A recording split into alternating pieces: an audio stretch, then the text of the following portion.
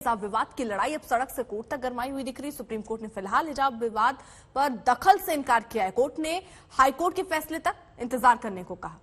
महाराष्ट्र के मालेगांव में जमीयत उलेमाए हिंद हिजाब के समर्थन में कूद पड़ी है। हिजाब मामले पर महाराष्ट्र के मालेगांव में जमीयत उलेमाए हिंद के बुलावे पर बड़ी तादाद में मुस्लिम महिलाएं इकट्ठा हुई। उधर उडुपी के बीजेपी विधायक ने एनआईए जांच की मांग कर दी।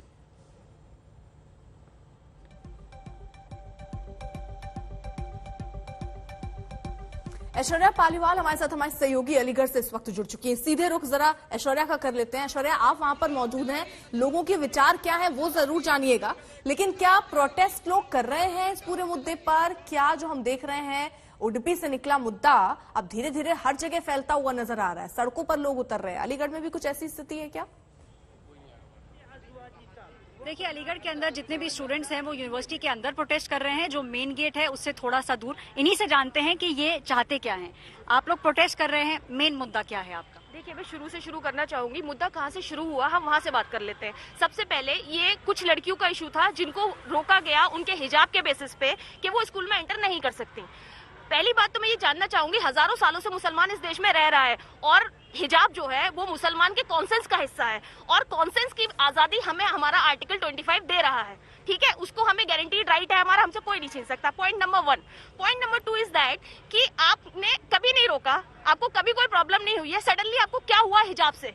दूसरी चीज, वो कोई लाल पीला हरा गुलाबी या कोई भगवा कलर स्कूल में लेके नहीं आ रही थी। वो जो स्कूल का ड्रेस है उसी का जो कलर है उसी को अपने अगर वो लपेट रही हैं, आपको उससे क्या इशू है? आप उसके बेसिस पे अपनी उनकी एजुकेशन क्यों रोकना चाहते हैं? पॉइंट नंबर 1 मुझे कंप्लीट करने दीजिए। पॉइंट नंबर 2, ये कहा जा रहा है कि कॉन्फ्लिक्ट है और मतलब दूसरों का भी राइट है, हम उन्हें किसी को नहीं रोक रहे। अगर बात एडमिनिस्ट्रेशन के बीच की थी और बच्चियों के बीच की थी, भगवा गुंडे उसमें कहाँ से एंटर हुए?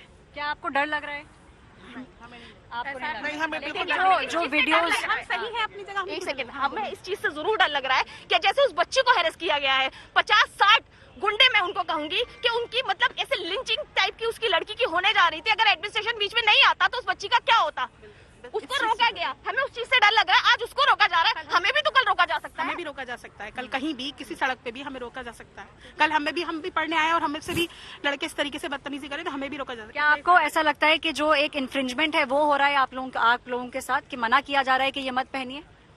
यस, बिल्कुल फोर्सफुली इंस्टीट्यूशंस के अंदर आप भी जानते हैं और हम भी जानते हैं। हम कभी यहाँ पे इस चीज के लिए खड़े हुए ही नहीं कि हमें अपनी पर्सनल आइडेंटिटी को सेव करना है, लेकिन आज इस मौजूदा सरकार ने समाज के अंदर इतना ज्यादा जहर घोल दिया है कि हमें अपने पर्सनल आइडेंटिटी पर हमें अपने आप को रोकना पड़ रहा है और हमें उसके लिए आवाज उठानी पड़ी है। जहाँ मुद्दा अनएम्प्लॉयमेंट होना चाहिए, जहाँ मुद्दा किसानों का होना चाहिए, जहाँ मुद्दा बेरोजगारी का होना चाहिए, वहाँ आज ये मुद्दा हो रहा है कि हमें कैसे अपनी हमें क्या खाना है, हमें क्या पहनना है। एक मेजॉरिटी, एक माइनॉरिटीज को ये बताइए कि बिल्कुल। तो देखिए, यहाँ पर यही एक बड़ा सवाल उठता है बार बार कि मुद्दे और भी होने चाहिए। हिजाब का मुद्दा क्या इतना महत्वपूर्ण है? हालांकि ये पूरा मुद्दा अब विवाद के बाद कोर्ट तक पहुंचा है। हाई कोर्ट को इस पर फैसला सुनाना है, उसके बाद ही तय होगा कि क्या हिजाब पहनकर जा पाएंगे कॉलेज स्कूल ये छात्राएं या नहीं जा पाएंगे।